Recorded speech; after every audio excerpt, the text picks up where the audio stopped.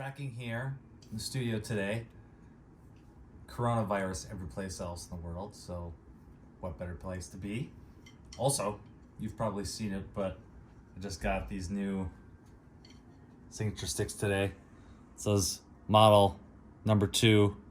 Kim got model number 1, so I now have these I'm playing with.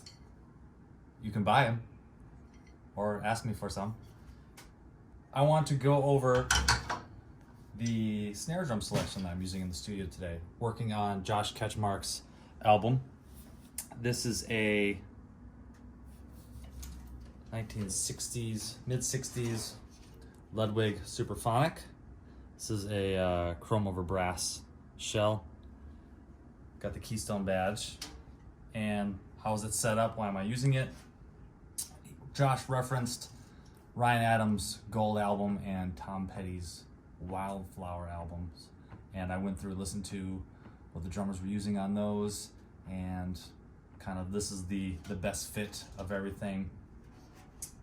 Just kind of listening to the snare tone, and also just knowing the drummers that worked on those albums and what their preferences sort of are. So on this drum, I've got tuner fish lug locks, obviously, to keep it in tune where I come down with the stick across here so they don't loosen up. Key for me, so once I get the tuning in place. And then also I'm going to go through kind of some things of what I'm going to do to change it to tweak it a little bit. This is fresh out of the snare case. I just grabbed it knowing this is what I'm going to go with. So here's what it sounds like. Kind of mid-pitch tuning. I've got the snares fairly tight on the bottom, and then there's a little bit of a ring to it. So what I know now is that I need to kind of bring the ring out a little bit. So what I'm going to do is grab some tape.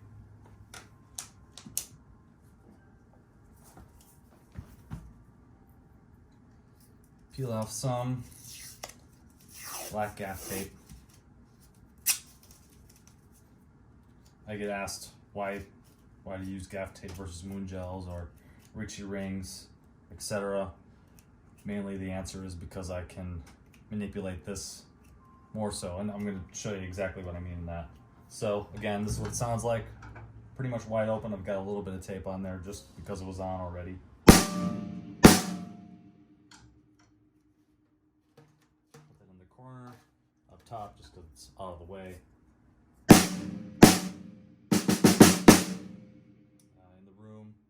It's a little bit too much, so what I'm going to do is just peel a little bit of that off, so it's basically about half the amount of tape. See what I mean by being able to manipulate it, and then kind of right where I need it. Now I want to have a little bit more sizzle and thickness to the snare drum, so what I'm going to do to help with that is I'm actually going to loosen the snares on the bottom of the drum a little bit. A little bit tight, yeah.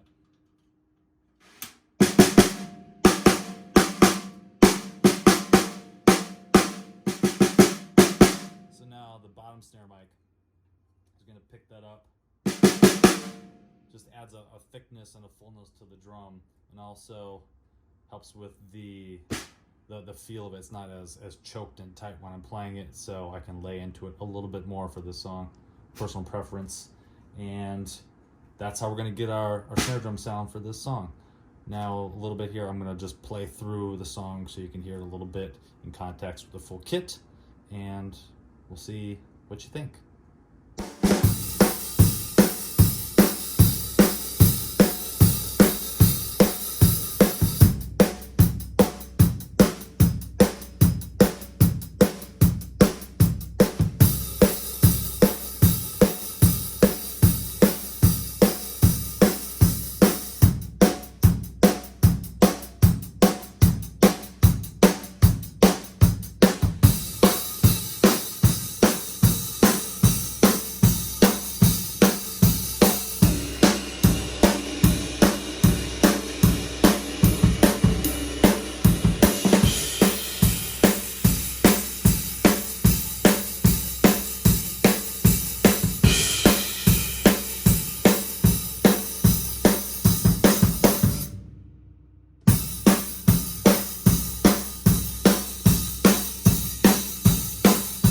So you got a good taste of what was going on there and how everything sounded. Again, that's just coming through the microphone on the camera.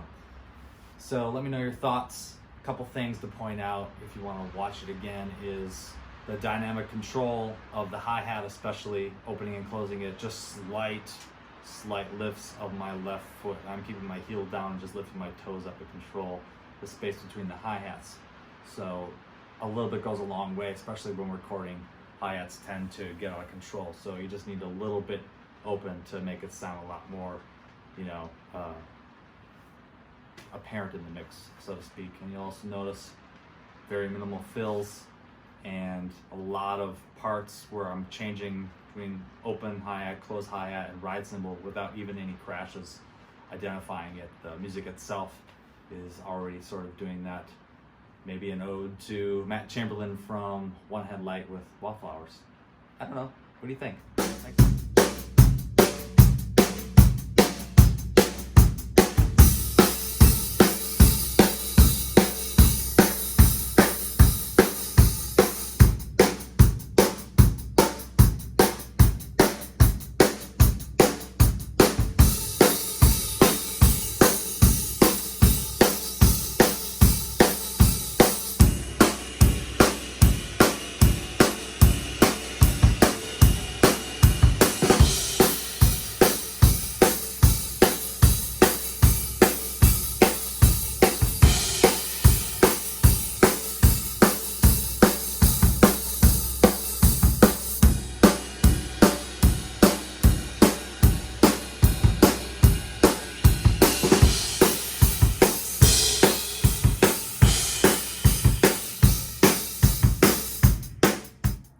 All right, so you heard the track with me playing at least the drums and how the snare drum set. I want to next go over the cymbal selections for this. I've been hearing a lot of why do I use different cymbals and why am I changing them out all the time. And I'm more than likely I'm going to change out the snare drum and cymbals for most songs, once I have a kick and tom in place. I don't want to lose the picture of the kit too much while working on a full album. So that being said, I want to show you what cymbals I'm using today to kind of get that sound. The hi-hats over here are Cymbal AGOP, of course. These are the traditional medium hi-hats, 15-inch. They are a medium weight cymbal, obviously. They sit really well in a mix. They have a nice tight chick sound, and they're a little bit beefier and fatter sounding because they're 15s. So they kind of sit really well in with this style of music. Now for the crashes, not too many people know about these, but you should, and I'm probably gonna say this name wrong. Scott is going to be mad at me, but I call them the epic crashes, EPOCH, because they're epic. No, it's a dad joke. This is a 20, and this is a 19.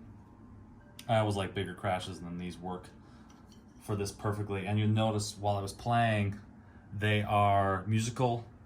They have a really rich, complex sound, and the best part about them for recording is they have a quick decay. So you hit it, and that initial attack is real quick. So I hit it, I get the accent I need in the music, especially when like recording this kind of an album. It's about minimal crashing and like taking up the sonic space with that. So we've got the 20,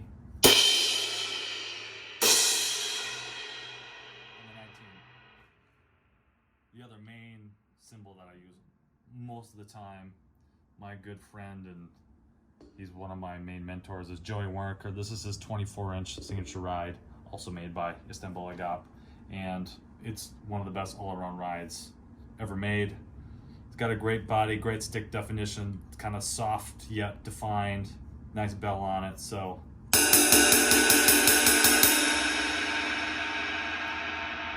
can't tell via video, it sounds like a perfect ride sample here in the studio. So I hope that you learned something today, take something away from this, and hope you keep watching. Let me know if you have any questions. Love to hear your feedback too. All right, thanks so much.